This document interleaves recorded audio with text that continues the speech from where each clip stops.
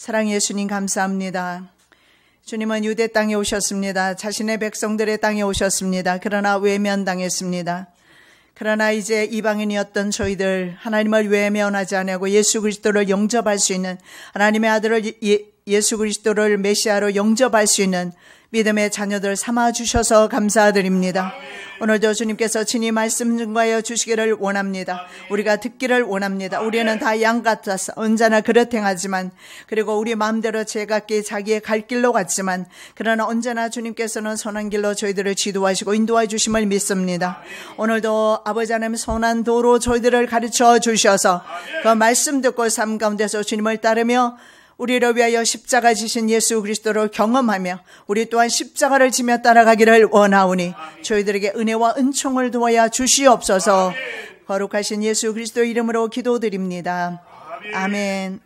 제목의 말씀은 사람들이 외면한 메시아입니다. 오늘 이사야 53장을 통해서 메시아께서 얼마나 외면당하셨고 고통당하시며 철저하게 부인당하셨는지 볼 수가 있습니다. 1절에서 3절의 내용에 보면 선입견과 편견은 메시아를 경험하지 못하게 만들고 있다는 사실을 볼 수가 있습니다. 52장 말씀에 보면 열방과 그리고 열왕들이 그리스도를 본 적도 없었고 경험한 적도 없었지만 복음을 받아들일 그 어떤 준비도 하지 않은 상태였지만, 그러나 이방이 바로 주를 영접하고 복음을 받아들이는 사실을 볼 수가 있습니다. 그것이 바로 저와 여러분에게 주신 바로 은혜입니다. 자, 이사야 52장 15절 말씀 보겠습니다. 후에는 그가 열방을 놀랄 것이며 열왕은 그를 인하여 입을 봉하리니 이는 그들이 아직 전파되지 않은 것을 볼 것이요 아직 듣지 못한 것을 깨달을 것임이니라 하시니라. 예, 그렇습니다. 열방들이 아직 전파되지 않은 것을 믿게 될 것이고 듣지 못한 것을 듣고 깨닫게 될 것이라고 이방인들이 주께로 돌아올 것을 말씀하고 있습니다. 어떻게 보면 전혀 세상에 소망이 없고 알아주지 않는 사람들, 그리고 전혀 두각을 나타내지 아니하는 사람들, 그 사람들이 오히려 주께로 많이 돌아올 것을 성경에서 말씀하고 있는데, 바로 이들은 로마서 11장 말씀에 보면 돌감람나무다 이렇게 말씀하고 있습니다. 그런데 이스라엘 백성들은 참 감람나무였습니다. 우리는 돌감람나무로서 참 감람나무에 접붙임을 당했습니다.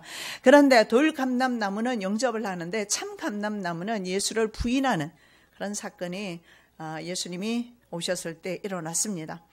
그들은 정말 역사 가운데서 간절하게 메시아를 기다렸습니다. 그 메시아가 그들 가운데 왔지만 그들은 알아보지를 못합니다. 왜냐하면 여호와께서 눈으로 보고 그리고 귀로 듣고 마음으로 깨달아서 고침을 받지 못하게 하셨습니다. 이사야 6장 10절의 말씀에 보면 그렇게 말씀하고 있습니다. 자, 그래서 이들은 바로 메시아가 오셨지만 받아들이지 않습니다.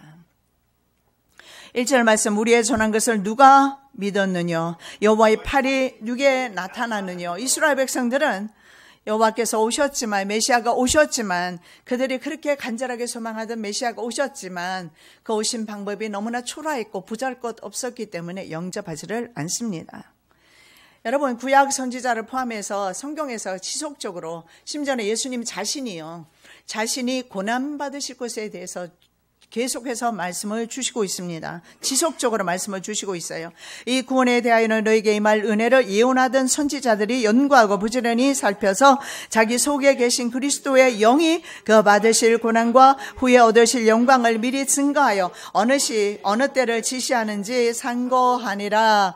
예, 그렇습니다. 선지자들을 통해서 받으실 고난과 그리고 후에 얻게 될 그 영광에 대해서 지속적으로 증거했습니다. 그런데 귀가 막혀버렸어요. 마음이 닫혀버렸습니다. 눈이 감겨졌습니다. 그런 사람은 예수님이 옆에 오셔도 열지를 못할 것입니다. 가룟 유다처럼. 자, 유대인들은 예수님의 제자들이 전하는 복음을 받아들이지 않습니다. 여러분, 받아들일 수 있는 그 어떤 하나님의 말씀도 수용할 수 있는 마음의 상태가 된 사람은 복이 있는 사람이에요. 그래서 자신의 심령 밭에 따라서 하나님의 말씀을 말씀으로 받을 수도 있고 받지 못할 수도 있다라는 사실을 볼 수가 있습니다. 여러분, 하나님이 기뻐 받으시는 그저 그냥 물렁물렁하고 그리고 언제나 씨를 뿌려도 열매를 맺을 수 있는 그런 영양가 있고 그리고 부드러운 그런 밭이 되시기를 예수님의 이름으로 축복합니다. 유대인들은 예수님과 제자들의 복음을 받아들이지 않는데 그들이 주로 누구이냐면 기득권층이었던 이스라엘의 관리나 바리새인 같은 바로 종교 지도자들 중에는 한 명도 예수 그리스도를 영접하지 않습니다. 지난주에 우리가 본 것처럼 한 여인은 자신의 모든 옥합을 깨트려서 주님의 그 고난과 부활을 준비합니다. 그러나 그를 정작 초청했던 한 바리새인은 주님을 믿지를 않습니다. 메시아를 자신의 집에 초청하는 영광을 안고 있지만 메시아에 대한 그런 영접하는 마음이 없습니다. 자, 그들이 영접하지 않는 이유는 단 하나입니다. 여호와 앞에서 자랐지만 이 메시아가 바로 순 같다. 그래서 사람이 보기에 겉으로 보기에 아무것도 보이지 않는 그런 초라한 모습이었던 것입니다. 내놓을 만한 학벌이나 문벌이나 뭐 지식이나 이런 것들, 지식은 정말 많았지만 하나님의 말씀의 권위가 예수님의 말씀의 권위가 대단했지 않습니까? 그래서 그 말씀의 권위도 인정합니다. 그런데 문제는요, 바로 그는 주 앞에서 자라나기를 연한 순 같고 마른 땅에서 나온 줄기 같다. 문제가 여기에 있었던 것 같습니다. 그래서 고운 모양도 없고 풍채도 없었다. 예수님이 별로 풍채가 없었던 것 같아요. 그리고 사람이 보기에, 우리가 보기에 흠모할 만한 그런 아름다운 것이 없었다. 이렇게 말씀합니다. 여러분, 연한 순 같아요. 아주 쉽게 부러질 만한. 그래서 거친 땅에서 자라나는 줄기, 바로 뿌리입니다. 그런 줄기 같은 모습을 가지고 있습니다. 그래서 외관상 봤을 때 어떤 누구도 정말 흠모할 만한 그런 모습의 외모를 가지지 않았습니다. 그래서 예수님의 모습 가운데는 준수함도 없었고 아름다움도 없다라는 것입니다. 이것이 복음이에요. 이것이 바로 천국입니다. 여러분, 천국은 숨겨져 있는 것이에요. 그래서 사람이 볼 때 전혀 탐스러운 모습이 아닙니다. 그래서 사람들에게 버림을 받았습니다. 십자가의 도가 어떻습니까? 구원받는 우리들에게는요, 하나님의 능력입니다. 그러나 버림받은 멸망하는 자들에게는 미련한 도가 바로 십자가입니다. 고린도전서 1장 18절에서 사도 바울이 그렇게 말씀하고 있습니다. 우리에게는 그리스도가 능력이지만 믿지 않는 멸망하는 자들에게는 정말 미련한 짓입니다. 예수 믿는 자체가 미련한 짓이에요. 두고 볼 일입니다. 세상 아직 끝나지 않았어요. 죽은 후에 결정되어질 문제입니다. 그래서 사람들은요, 주님의 말씀에 권세가 있음을 알면서도 문제는 비참하게 비천하게 오신 예수 그리스도, 그분 메시아를 영접하지도 않습니다. 그리고 하나님 그 말씀을 거역합니다. 이 사람들의 선입견과 편견은 참 메시아를 곁에 두고도 영접하지 못하는 어리석은 행위를 하게 되는 것을 보게 됩니다. 그래서 천국은 아무나 갈 수 있는 곳입니다. 사실 천국은 열려 있습니다. 그러나 천국은 숨겨져 있어서 실제로는 아무도 갈 수가 없다는 사실을 믿을 수가 있습니다. 마태복음 13장 4절에 보면 밭에 감추인 보배를 발견한 농부가 발견한 그 사람이 말합니다. 자신의 모든 소유를 팔아서 그 밭을 샀다라는 예수님의 비유를 우리가 볼 수가 있습니다. 천국은 그런 것입니다. 감추어져 있어서 그 비밀을 발견한 사람만이 자신의 모든 소유를 다 바쳐서라도 그것을 얻기 위해서 다 모든 것을 희생할 것입니다. 모세는 태어났을 때 너무나 준수하고 아름다웠습니다. 임금의 명령을 무서워하지 않고 석 달을 숨겼다. 사도행전 7장 20절, 사무엘라 7장 9절에서 그렇게 말씀하고 있습니다. 사울은 어떻습니까? 다른 사람보다 키가 한 자나 더 컸다라고 말씀하고 있습니다. 그리고 더 크고 준수했다라고 말씀하고 있고, 다윗은요, 빛이 붉었다. 그리고 눈이 빼어나고 얼굴이 아름다웠다. 그래서 이스라엘 백성들이 생각하는 구원자의 모습은, 메시아의 모습은 이런 모습을 갖추고 나타났어야 했던 것입니다. 그런데 우리는 주님을 만나지도 않았고 보지도 않았지만 보지 않는 예수 그리스도를 우리의 심령 가운데 영접하고 그분을 나의 메시아로 영접하고 그분을 나의 구세주로 믿고 나갈 수 있는 것은 기적 중에 기적입니다. 기뻐하시기 바랍니다. 유대인들은 메시아가 모세나 다윗처럼 이렇게 훌륭한 모습을 하고 나타날 줄 알았습니다. 왜냐하면 메시아는 바로 다윗의 혈통에서 나오기 때문입니다. 여러분, 이것은 자기 신앙에 갇혀있는 신앙인의 모습인 것을 볼 수가 있습니다. 다윗의 혈통 가운데 오셨습니다만 다윗 왕가는 이미 몰락한 상태였어요. 초라하기 그지없습니다. 마른 땅에서 나온 줄기가 바로 요셉의 가정이었습니다. 마른 땅에서 나온 줄기예요. 그러나 여러분, 바로 이 마른 땅에서 나온 줄기, 어린 싹이 바로 이스라엘의 소망이었다는 사실을 이스라엘은 간과했던 것입니다. 메시아는 내 마음의 왕으로 오십니다. 정치적인 메시아가 아닙니다. 이스라엘 백성들은 바로 다윗처럼 정치적인 메시아를 기다리고 오셨습니다. 내 당면한 문제들을, 정치적인 이슈들을 해결해 줄 수 있는 능력과 권세를 가진 그런 메시아를 이스라엘 백성들은 기다렸던 것입니다. 여러분은 어떤 메시아를 지금 기대하고 있습니까?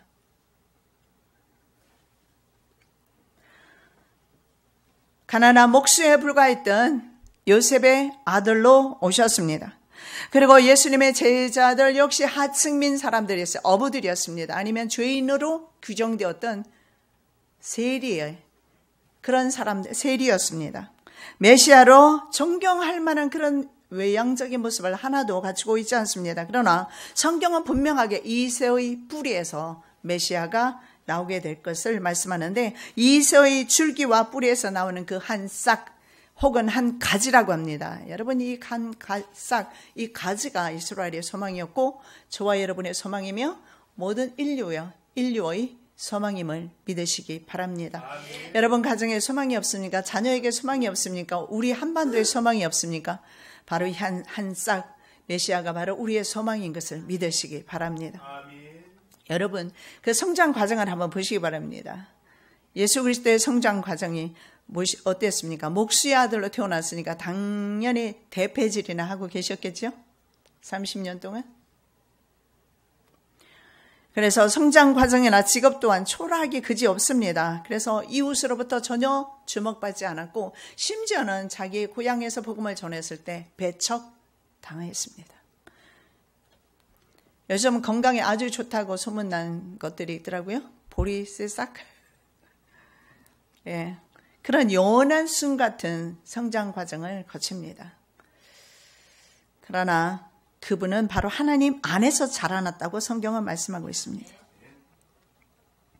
자란 후에는요, 나무가 되는 그런 모습, 어떤 모습이죠? 겨자씨와 같은, 겨자씨는 정말 눈에 잘 보기도 힘든 작은 씨입니다. 그리고 그것을 심으면 나중에는 식물 같은데, 작은 식물 같은데 나중에는 이것이 나무가 된다는 거예요. 바로 예수님의 모습입니다. 이것이 바로 천국의 모습이에요. 자, 그래서 사람들은 메시아 예수 그리스도를 멸시했습니다. 싫어했습니다. 그리고 버렸습니다. 예수님은 사람들에게서 그래서 어떤 취급을 당했느냐? 문둥병자 취급을 당했습니다. 왜냐하면 사람들은요, 문둥병자를 보면 옴길가에서 얼굴을 피합니다. 바로 예수님을 향해서 사람들이 그렇게 했어요. 얼굴을 피해버렸어요. 이런 모욕이 어디 있습니까? 만왕의 왕 되신 예수께서, 만왕의 왕이신 예수께서 이 땅 위에 오셨고 자기 백성이 오셨고 자기 창조 동산에 오셨는데 이렇게 철저하게 문둥병자 취급을 당하다니요. 나는 어떻습니까? 나는 얼마나 주님을 존귀하게 지금도 섬기고 모시고 인정하고 살아가고 있습니까? 혹시나 메시아보다 내 자녀가 중하지 않습니까? 내 사업이 더 중하지는 않습니까? 우리 예수 그리스도는 그런 취급을 받아서는 안 됩니다. 아멘. 이제 다시 오실 예수는 철장 권세 가지고 오시기 때문에, 심판의 왕으로 오시기 때문에 다시는 그런 모습으로 오시지는 않을 겁니다. 왜 이렇게 비참하고 초라한 모습으로 오셔서 끝내내 십자가에 달려서 죽으셨어야 했을까요? 너 때문에? 바로 나를 위해서, 나 자신을 위해서, 내 죄를 짊어지시기 위해서. 그리고 성경에는요, 바로 예수 그리스도가 벌레라고 말합니다. 다른 사람에게 혐오 대상이었어요. 시편 22편 6절 나는 벌레요 사람이 아니라 사람의 회방거리요 백성의 조롱거리니이다. 그는 아무도 귀하게 생각하지 않는 건축자들의 버린 돌이었습니다. 건축자들도 이건 쓸 필요가, 요긴하게 쓸 수가 없어요. 이거는 돌이, 못 쓰는 돌이야. 버려버렸어요. 세상에서는 예수님은 머리 둘 곳조차 없는 그런 가난뱅이 중에 가난뱅이였습니다. 3절 말씀은 그는 멸시를 받아서 사람에게 싫어 버림바 되었으며 간고를 많이 겪었으며 질고를 아는 사람 마치 사람들에게 얼굴을 가리우고 보지 않음을 받는 자 같아서 멸시를 당하였고 우리도 그를 귀히 여기지 아니하였도다. 정말 그랬습니까? 우리도 나도 그를 귀하게 생각하지 않습니까? 나는 주님을 귀하게 생각하셔야 합니다. 날 위해 죽으신 예수 그리스도를 귀하게 생각하셔야 합니다. 그러나 메시아는요, 다른 종교 지도자와 다르게 질고를 아는 분이셨어요. 바로 고통의 사람이었습니다. 메시아는 질병을 아는 사람이라고 말씀을 합니다. 질고를 아는 자라, 간고를 많이 겪었고 질고를 아는 자라. 영어 성경에 보니까 그리프라는 말을 써요. 그리고 sorrow라는 단어를 쓰는데 이건 뭐 슬픔과 고난 뭐 이런 의미가 있어요. 예수님은 고난과 슬픔의 사람이에요. 고난과 슬픔의 사람이라는 겁니다. 왜 예수님께서 고난과 슬픔의 사람이 되었을까요? 저와 여러분을 바라보는 주님의 마음이 그렇습니다. 그래서 메시아는 바로 고통의 사람이고 질병을 아는 사람이었습니다. 그래서 예수님은 많이 우셨어요. 성경에 예수님이 웃으셨다는 말씀이 없어요. 처참하게 파괴될 예수님의 사후 40년 이후에 처참하게 파괴될 예루살렘 도성을 바라보면서 그 도성에서 메어치게 될, 그리고 그래서 죽게 될 어린 자녀들과 이스라엘 백성들, 유대인들을 바라보시면서 예수님은 울고 계시는 거예요. 여러분, 내가 울어야 되지 않겠습니까? 이것은 우리 인간이 울어야 할 몫입니다. 우리가 어떻게 인생이 멸망당할 것을 안다면 말입니다. 모르기 때문에 울 필요가 없는 거예요. 예수님께서는 성을 바라보시고 죽은 나사로를 바라보시면서 우셨습니다. 가까이 오사 성을 보시고 우시며, 예수님은 많이 우셨어요. 울음이 없다면, 기도에도 눈물이 없다면 주님 눈물을 주십시오. 아멘. 기도가 할 때 눈물이 메말랐다면 우리는 주님과의 관계를 다시 한번 의심해 봐야 합니다. 주님의 보혈의 은혜를 생각하면, 주님의 십자가의 그 피를 생각한다면 어떤 누가 지구상에서 어떤 누가 나를 위해서 대신 피 흘리며 십자가에 달리겠습니까?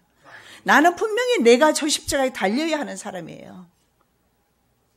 그런데 나를 대신해서 어떤 누가 나타나서 십자가를 대신 져줬습니다. 이런 경우가 세상에 어디 있었습니까? 역사 가운데, 인류 역사 가운데 한 번도 이런 적 없었습니다. 아멘. 오직 예수 그리스도만이 나를 대신해서 십자가에 달리신 거예요. 아멘. 자, 주님은 하나님의 도성의 멸망을 바라보면서 우셨고 죽은 나사로를 바라보면서 왜 우셨을까요? 다 죽어서 지옥 형벌 당하게 되는 인류를 바라보시면서 나사로의 모습 가운데서 모든 인류를 바라보신 거예요. 어찌 나사로만 생각하시고 나사로가 죽은 것을 슬퍼서 우셨겠어요? 나사로가 주 안에서 잔다고 했으니까 잔다면 천국에 갔을 터인데, 그러나 죽은 나사로를 보시면서 우신다. 사람들이 생각할 때 나사로와 참 주님이 친했구나, 그래서 친구가 죽어서 우시는구나, 이 정도로 생각하실 거예요. 했을 거예요. 그러나 주님은 그게 아니에요. 죽은 나사로, 죽을 나사로, 죽었던 나사로, 죽고 있는 나사로, 인류를 바라보시면서 울고 계시는 거예요. 아멘. 예수님의 사역 후에 예루살렘이 멸망을 했지요. 그래서 예루살렘 도성과 인류를 바라보시면서 우셨던 것입니다. 그래서 예수님은 하도 많이 울어서 그런지 자신의 연령대보다 훨씬 늙어 보였어요. 왜냐하면 요한복음 8장 57절 유대인들이 가로되 내가 아직 50도 못 되었는데 아브라함을 보았느냐. 이제 30세 보고 왜 50이라고 말하는 거예요. 네가 아직 40이 못 되었다든지 이렇게 말해야 되잖아요. 50쯤 보이는가 봐요. 너 아직 50 안 된 것 같은데 50도 안 된 사람이 어떻게 네가 모세를 보았느냐, 아브라함을 보았느냐 이렇게 말하고 있는 거예요. 예수님이 많이 늙어 보였어요. 또 다른 영어 성경에 보면 a man, 어떤 man으로 표현하고 있어요. 어떤 사람이냐? of sorrow, 슬픔의 사람이다 이렇게 표현해요. 그리고 familiar라고 쓰는데 familiar는 뭐냐면 친근하다 이런 뜻이거든요. familiar. 그리고 with the suffering, 고통과 친근했던 사람, 고통과 친한 사람, 그분이 바로 예수님이세요. 왜 그분이 고통과 친했을까요? 왜 그분이 바로 슬픔의 사람이었을까요? 우리 인류를 위해서 아니요, 나 자신의 죄와 질병과 고통과 이런 것을 주님은 인자로 오셔서 체감하고 계시는 거예요. 그래서 우리의 고통과 눈물과 한숨을 주님은 체감하시면서 그것을 느끼시는 거예요. 그래서 그분은 바로 슬픔의 아들이셨어요. 그리고 바로 고통과 친하셨어요. 그래서 우리의 고통을 알고 계시는 겁니다. 우리의 눈물을 알고 계시는 겁니다. 그것이 바로 우리가 오늘 본문에 나와 있는 그가 찔림은 5절의 말씀에 우리의 허물을 인합니다. 아멘. 그가 상함은 우리의 죄악을 인합니다. 그가 징계를 받음으로 우리가 평화를 그래서 누리는 겁니다. 채찍에 맞았기 때문에 우리는 치료받는 것입니다. 그래서 여러분 어떤 질병이든지 주의 이름으로 치료가 가능합니다. 여러분이 가지고 있는 문제가 무엇이든 간에 종류는 중요하지 않아요. 어떤 종류의 질병이든 문제이든 주님 앞에 드려졌을 때에는 하나도 문제가 되지 않아요. 자기가 가지고 있으니까 문제가 언제나 크게 보이는 법입니다. 그게 주님 앞에 드려졌을 때는 그것은 더 이상의 문제가 아니에요. 왜냐하면 주님께서 그냥 십자가를 옛날에 십자가 졌을 때 사람들이요, 가장 혹독한 형벌이 십자가 형벌인데 십자가를 지면요 절대로 창으로 찌르지 않아요. 가시 멜류관 씌우지 않아요. 십자가형이 뭐냐면 물과 피를 다 흘릴 때까지 7일이든 10일이든 십자가에 매달아 놓는 고통이에요. 차라리 죽어버리면 괜찮은데 죽지 않게 하는 것이 십자가 형벌이에요. 근데 예수님은요 찔리셨어요. 가시 멜류관을 쓰면서 찔렸어요. 피를 흥건하게 흘려내렸어요. 그리고 로마 군인들의 창 자욱이 났습니다. 그래서 몸에 있는 물과 피를 다 흘리셨어요. 그래서 예수님께서 일찍 돌아가신 거예요. 여러분, 주님께서는 오늘 이 시간에도 나 때문에 울지 않으시도록, 불순종하는 나 때문에, 하나님을 믿지 못하는 나 때문에 주님은 울지 아니하시도록 믿음을 주님 앞에 드리시기를 예수님의 이름으로 축복합니다. 렌털루스라는 신학자는 그렇게 말했어요. 그는 결코 웃는 모습을 신학자가 아니고 이분이 로마 원로원에 보낸 편지에서 로마 사람인데 이렇게 말했어요. 그는 결코 웃는 모습을 보이지 않았다. 주님은 웃지를 못하시는 게 아니고 웃을 수가 없었던 거예요.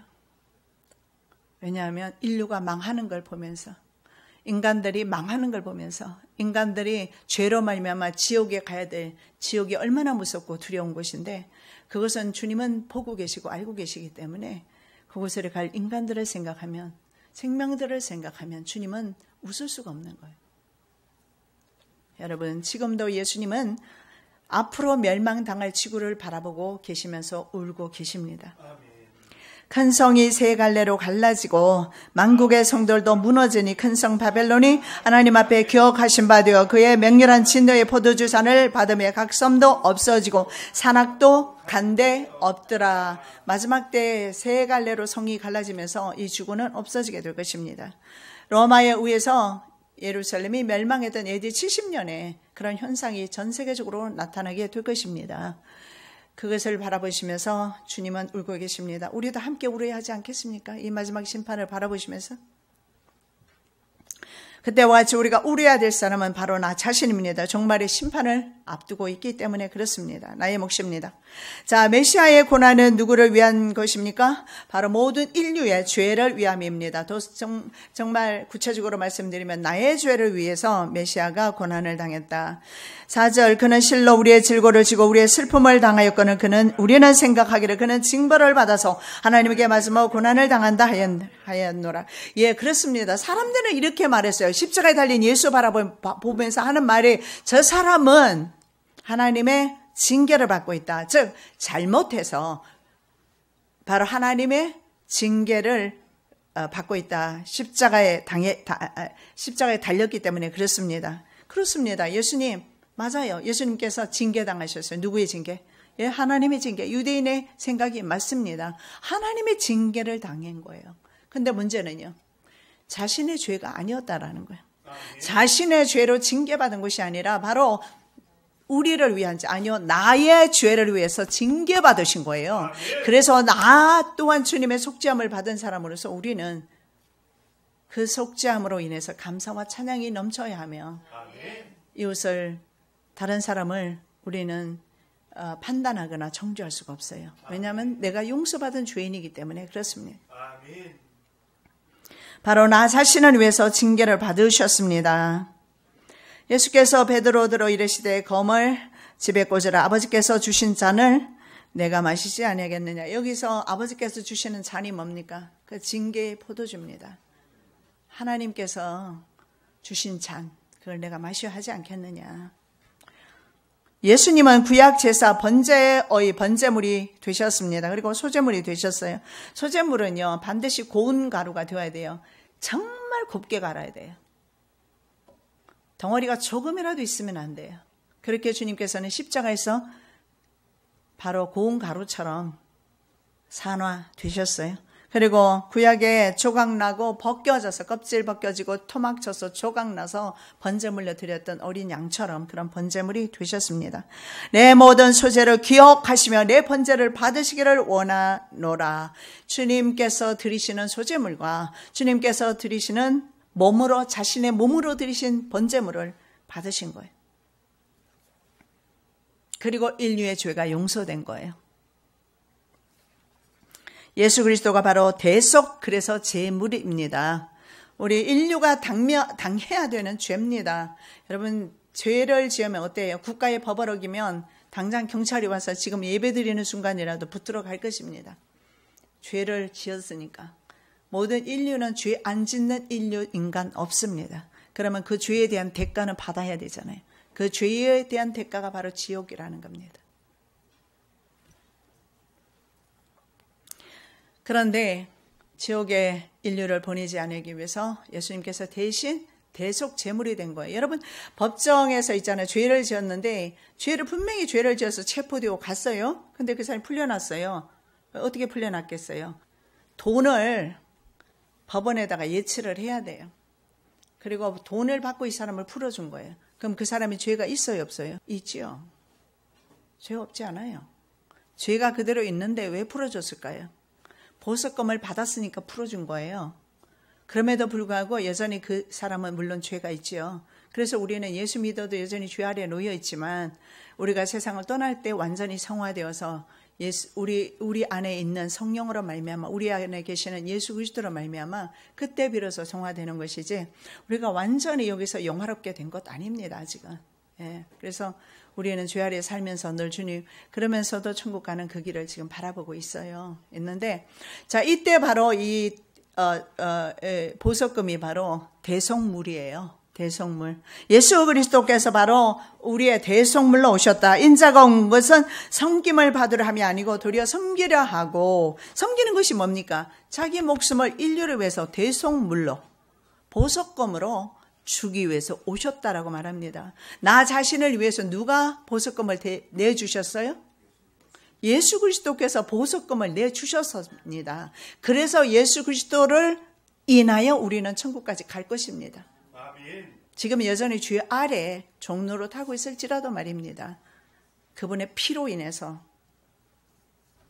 자, 예수 그리스도는요, 가장 악독한 범죄자 취급을 받았습니다. 백성들에 의해서요. 바라바는 풀어줬어요. 그러면 상대적으로 바라바의 죄가 예수님의 죄보다 적다라는 게 됩니다. 인간이 선택한 것은 바라바는 풀어줬어요. 무죄 혐의를 인정해 준 거예요. 예수님은 유죄로 판결했어요. 어떻게 감히 인간이 하나님을 판결합니까? 그런데 인간은 그렇게 합니다. 내게 역사하지 아니하시는 하나님, 내게 아무런 일도 행하시지 못하는 예수님을 판단할 때 우리는 종종 하나님의 주권을 인정하지 아니합니다. 그리고 하나님을, 예수 그리스도를 판단할 때가 많이 있습니다. 예수님은 가장 지구상에서 무서운 죄질의 사람으로 정죄당합니다. 그리고 십자가를 져야 했습니다. 자, 유대 율법에는 40대 이상으로 매를 대면 안 돼요. 그래서 사도 바울을 보면 39의 매를 때립니다. 그러면 안 죽는가 봐요. 39대 정도 때리면. 그래서 5번 맞았다고 성경에서 말씀합니다. 그런데 예수님은요, 유대법을 따르지 않아요. 로마 법정에서 로마 법을 따라서 신문을 받고 옥에 갇히며 도살장으로 끌려가는 양같이 끌려가서 십자가에 못 박히게 되는 것입니다. 처참하게 못을 박히게 되는 거예요. 그리고 채찍질 당하게 되고 로마인들이 그렇게 했지 않습니까? 7절, 그가 곤욕을 당하여 괴로울 때에도 그 입을 열지 아니하였으며 마치 도수장으로 끌려가는 어린 양과 털 깎는 자 앞에 잠잠한 양같이 그 입을 열지 아니하였도다. 여러분, 왜 예수께서 이렇게 말씀하고 있습니까? 왜 도수장으로 끌려가는 양같이 할 말이 많으실 텐데, 그리고 12영이나 더 되는 천사를 데려와서 싹쓸이 해버릴 수도 있을 텐데 왜 주님께서 이렇게 묵묵히 그 길을 갔을까요? 그 다음에 6절 말씀에 아까 우리 본 말씀이죠. 우리가 다 양이라는 거예요. 양이라서 어떻게? 제 길로 갑니다. 그릇 행합니다. 양들은 그릇 행합니다. 각기 자기의 길로 갔습니다. 자기 길 가요. 주의 길 가는 것이 아니고 자기 길을 갑니다. 그게 양이에요. 그래서 그 양을 위해서. 그래서 유죄 판결을 받습니다. 그래서 하나님 예수 그리스도께서는 자신의 창조 동산에서 자신의 백성들에게 소송이 걸렸습니다. 어떻게 하나님을 소송합니까? 그죠? 근데 소송을 했어요. 유죄 판결 내립니다. 자, 신문이라는 단어가 미슈파트인데 바로 재판 양식을 말할 때 신문이라는 단어를 쓰죠. 그래서 유죄 판결을 내리죠. 하나님의 아들이 세상 주권 앞에 정죄를 당하고 있습니다. 세상 권세 앞에 정죄를 당하고 있습니다. 여러분, 지구상에 있는 국가들의 모든 역사를 살펴보면 그 어떤 국가나 민족이 자신의 신을 십자가에 매단 그런 국가와 민족은 없어요. 유대 민족밖에 없습니다. 오늘도 우리가 주를 믿지 못한다면, 주님을 온전히 신앙하지 못한다면 우리 또한 유대인과 다를 것은 하나도 없습니다. 유대법의 십자가 형벌은 가장 극악무도한 죄인에게 내려진다고 했습니다. 그래서 양손과 양다리에 못을 박아서 피를 다 흘릴 때까지 죽게 하는 그 형벌입니다. 그래서 대부분의 사람들은 6일도 가고 7일도 가고 일주일을 갑니다. 그러나 예수님은 너무 많은 채찍으로 인해서 피를 흘려서 6시간 만에 운명하시게 됩니다. 그래서 막 어떻게 됩니까? 온 지구가 어두워지기 시작합니다.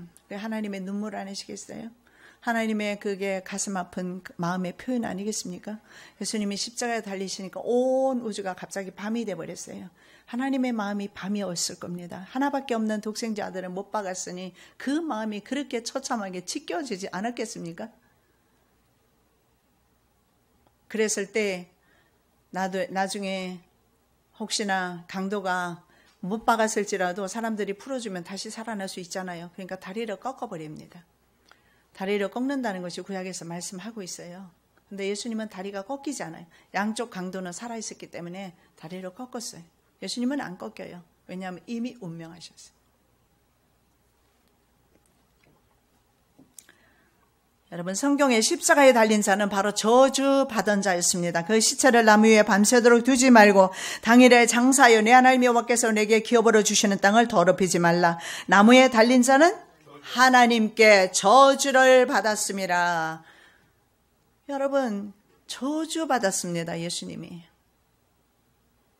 자, 저주받은 사람들은요, 바로 어떤 사람들이었습니까? 바로 십자가에 달린 사람들이에요. 그런데 예수님이 그 저주를 친히 짊어지시고 죽음 혹은 문둥병자나 설정 환자, 그리고 유출병, 불결한 자, 이런 사람들이 격리된 곳이 있어요. 그것이 바로 성 바깥입니다. 이들은 성 안에 못 들어요.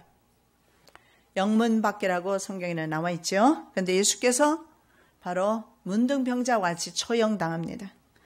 그리고 유출병자, 그리고 불결한 자, 예수님이 고쳐주셨던 그런 사람들 취급당하면서 영문 밖으로 끌려가요. 왜냐하면 영문 성 안에서는 그들을 처형 안 해요. 왜냐하면 유대인들은 생각할 때 그들은 저주받은 사람이기 때문에 자신들도 저주받는다고 생각해요. 그리고 부정하게 된다고 생각합니다. 부정하게. 그래서 예수님은 부정한 사람이었어요. 그래서 영문 밖으로 끌려나가게 됩니다. 그것이 골고다입니다. 예수도 자기 피로서 백성을 거룩하게 하려고 성문 밖에서 고난을 받으셨느니라. 예. 자, 또 한번 묻습니다. 누굴 위하여? 우리가 하도 잘 깜빡깜빡하니까 그래서 자주 물어야 돼요. 누구를 위해서요? 나를 위하여. 네, 나를 위해서. 여러분, 우리 모두는 원죄 아래 놓였습니다. 그래서 각기 제각기 제 갈 길을 갈 수밖에 없어요. 하나님이 전적으로 부패한 우리 인간을 아셔요. 그래서 아들을 내어놓으신 것입니다. 그래서 우리의 각자의 길을 끝까지 가게 되면 그 가는 길의 끝에는 사망이 있게 되고 모든 인류는 죽게 되고 그리고 지옥 형벌을 당하게 될 것입니다. 그런데 사람의 원죄의 특징이 무엇입니까? 전달된다는 거예요. 유전이 되는 거예요. 아담 한 사람으로 인하여 그 죄가 누구에게? 사람에게 전가되었다. 로마서 말씀에 나오죠. 그리고 예수 그리스도로 말미암아 한 의가 사람에게 전가되었다. 그렇게 말씀하고 있어요. 그래서 이 아담을 통해서 인간에게 전가되는 이런 바로 원죄는 영혼의 질병인 것을 볼 수가 있어요. 이 영혼의 질병은 인간이 절대 못 고칩니다. 스스로 자신의 안의 질병을 고치려고 해도 고쳐지지 않을 것입니다. 내 안에 있는 여러 가지 이런 못된 성품들, 나쁜 습관들, 많은 것을 가지고 있는데, 그럼 심지어는 뭐 담배를 끊는다든가 술을 끊는다든가 이런 문제도 마찬가지고요. 마약이나 도박이나 이런 걸 끊는 것 있잖아요. 이런 것도 마찬가지인데 이런 것을 내가 끊으려고 해도 때로는 더 죄로, 더 그 죄악 가운데로 빠져드는 나의 모습을 발견할 것입니다. 내 힘으로는 안 돼요. 주의 성령으로 가능합니다. 주의 영이 내 안에 올 때 사실은 그날부터 끊을 수가 있는 것입니다. 아멘. 이 만성적인 영혼의 질병은 오직 예수 그리스도만이 끊어주실 수가 있어요. 그래서 우리는 예수 그리스도를 아무리 강조해도 주 예수를 믿어라. 그리하면 너와 내 집에 구원을 얻으리라. 질병으로부터, 문제로부터, 영혼의 멸망으로부터 구원 얻을 수 있는 길은 오직 예수 그리스도. 그분밖에 없습니다. 오직 예수. 그래서 육체의 질병은 여러분 정말 명의에게 가면 고칠 수도 혹 있거니와 영혼의 질병은 의사도 자기 영혼의 질병 못 고쳐요. 아무도 고칠 수가 없어요. 예수 그리스도 한 번뿐입니다. 예수께서 들으시고 이르시되 건강한 자에게는 의문이 쓸데없고 병든 자에게래요 쓸데있느니라. 자신을 뭐라고? 의사라고 말씀하시잖아요. 예수님은 의사가 내 영혼의 질병을, 내 자녀의, 내 가정의, 이 민족의 질병을, 고질적인 영혼의 질병들을 고쳐주실 줄로 믿습니다. 우리는 다 양 같아서 제갓길로 갔다. 6절에 나와 있죠. 예. 그릇 행하고 각기 제 길로 가고. 그래서 여호와께서 말씀하고 있죠. 나의 죄악을 예수 그리스도에게 담당시키신 겁니다. 행위계약에서 우리는 넘어졌습니다. 그래서 우리는 선을 향할 능력이 없어요. 그래서 각기 제 길로 갈 수밖에 없어요. 예수 없이는 우리는 소망 전혀 없어요. 구원 없습니다. 영혼의 질병 치료 안 돼요. 아무리 선하게 살려고 해도 선하게 살 수가 없어요. 자, 이삭을 제물로 드렸을 때 하나님께서 어린 양을 준비하셨죠. 그 바로 어린 양이 예수 그리스도이십니다. 아브라함이 가서 그 수양을 가져다가 아들을 대신하여 번제로 드렸더라. 바로 행위의 계약. 아담과 하나님이 맺었던 행위 계약은 선악과 먹으면 너 죽어. 안 먹으면 살아. 근데 어떻게 했어요? 먹었어요. 그래서 죽음이 인류에게 온 거예요. 그런데 이미 주님께서는 바로 예수 그리스도를 어린 양을 준비하십니다. 내가 너로 여자와 원수가 되게 하고 너의 후손도 여자의 후손과 원수가 되게 하리니 여자의 후손은 내 머리를 상하게 할 것이요 너는 그의 발꿈치를 상하게 할 것이니라. 원시복음이라고 합니다. 벌써 여자의 후손 예수 그리스도를 타락하자마자 바로 계시하고 있습니다. 하나님의 계획은 놀랍습니다. 여러분, 적이지 않습니다. 임기응변 아닙니다. 벌써 인간이 행위계획에서 타락하자마자 예수님과 속죄 계약을 맺습니다. 그 속죄 계약이 뭐예요?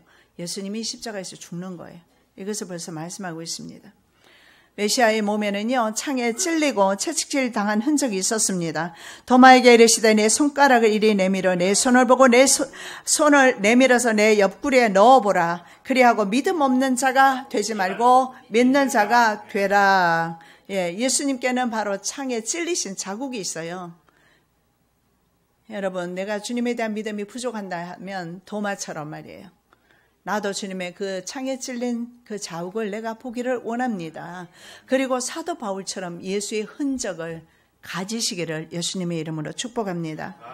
이후로는 누구든지 나를 괴롭게 말라. 내가 내 몸에 예수의 흔적을 가졌노라. 하나님이 보실 때, 우리가 세상 떠날 때 하나님이 보시는 것은 예수의 흔적이 있는 것인가? 영어 성경에 보니까 marks of Jesus 이렇게 나와 있어요. 마크는 뭐예요? 마크는 바로 뭐 짐승도 마크 하잖아요. 표. 짐승표도 표인데 예수님도 자녀들에게 표를 하시는데 바로 예수의 표예요. 예수의 흔적이라고 사도 바울은 말하고 있습니다. Marks of Jesus. 바로 예수의 마크가 있는가? 여러분, 있습니까? 예수의 흔적을 우리는 가지고 십자가를 지고 우리는 걸어갈 것입니다. 사랑의 예수님 감사합니다. 이후로는 나를 괴롭게 하지 말라. 내가 내 몸에 예수의 흔적을 가졌노라. 사도 바울의 고백이 오늘날 저희들의 고백입니다. 우리는 주님을 친히 아버지 눈으로 보지 않았지만 성령으로 말미암아 계시하여 주셔서 우리는 주님을 보고 있습니다. 그리고 예수님의 흔적을 가지고 있습니다. 아버지, 세상을 온전히 승리하게 도와주시옵시고 십자가를 지고 끝까지 주님을 따르게 하여 주시옵소서. 거룩하신 예수 그리스도의 이름으로 기도드립니다. 아멘.